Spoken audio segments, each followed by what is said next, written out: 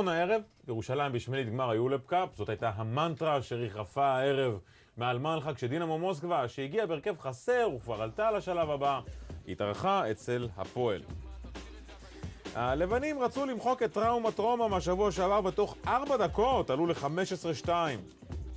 נראה היה שהפתיחה החזקה היא במה את הפועל עצמה, כי מיד אחר כך עם בודק כדור אפשרו לדינמו לצמק ל-2. הפועל עברו להשתמש בכוח של אוסטין בצבע.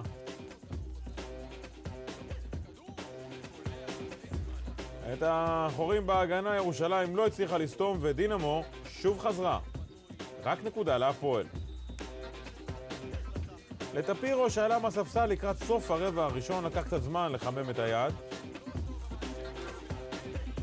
בהתקפה הבאה הוא הסתפק בריבאונד ואסיסט.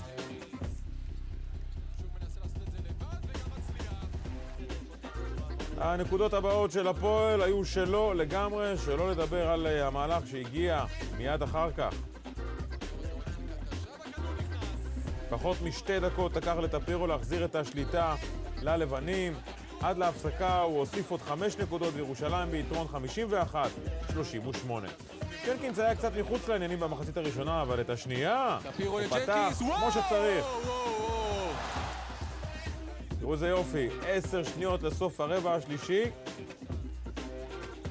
טפירו חטף גג, אבל ג'נקינס חיפה עליו עם שלשה מסוף האולם שמאלה.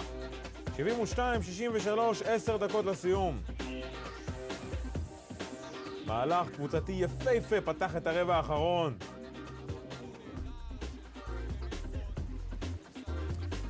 פוציס וצ'טמן צימקו ל-3, 8 דקות לסוף, אבל אז הגיע ג'נקינסטיין.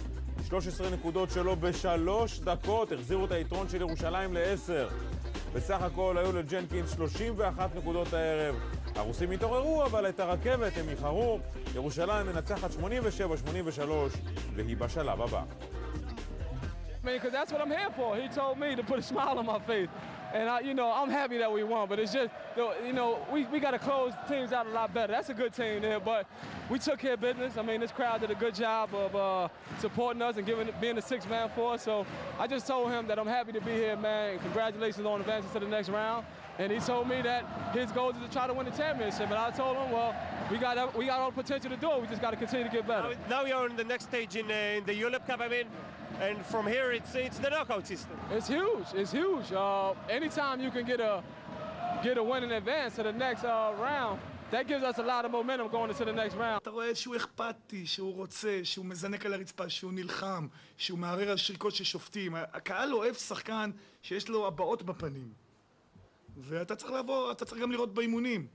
איך החבר'ה אוהבים אותו, אם זה בתחרות קליעה, או אפילו באוטובוס, בשיחה, הוא כמו דורסל, הוא אנרג'ייזר.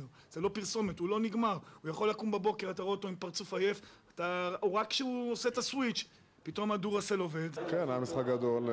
חבל שב-18 לא עשינו את ה-30 כמו נגד גליל, אבל דינמו קבוצה מצוינת. עם החיסרון של השחקנים שלהם, קבוצה מאוד מאוד טובה. אני שמח שניצחנו אותם פה, זה היה משחק מאוד חשוב בשבילנו, ואני שמח שעשינו את זה. עוד הערב בבית, ניצחונות לרומא וללמן, מה שמשאיר לרומא סיכוי לעלות, אבל בשום מקרה לא על חשבונה של ירושלים, שתמשיך את החורף האירופי שלה. במחזור האחרון אדלשטיין ושוט התארחו בבלגרד אצל הכוכב האדום.